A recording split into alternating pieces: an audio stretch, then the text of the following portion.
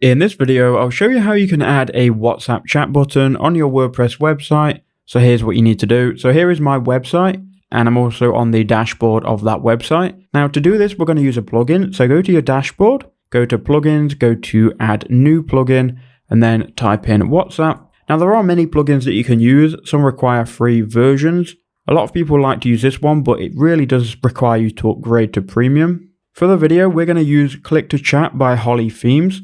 So if you see it, you can click on it. If not, you can just search for it. Go ahead and install now. And once it's installed, don't forget to activate it. Now, once you've got it activated, you'll see it in your plugins. You'll also see Click to Chat appear here at the bottom. So hover over it and then go ahead and click on Click to Chat. And from here, you need to add in a phone number. So there's already one filled in, so I'm not going to add one. This isn't my phone number, by the way, so don't contact it. Then you've got the pre-filled message. So this is the message that people will see in the chat window. I'm going to leave it on this default one, but you can change it. Now you've got your call to action as well, which is going to show on the button. And you've also got the style as well. So you can have the theme button, the green square, and it's going to show you kind of like the style in the bottom right. So we're going to go with the green square for this. Now you can choose obviously any of these.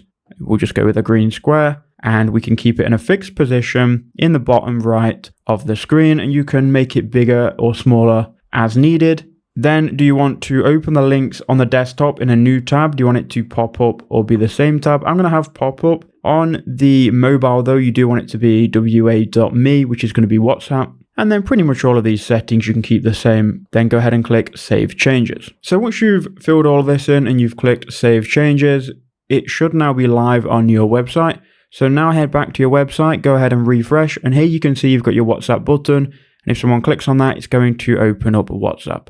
If it was on mobile, it would also open up the WhatsApp app, and they'll be able to chat with you. So I hope that quick video did help you out. Let me know in the comments if it did.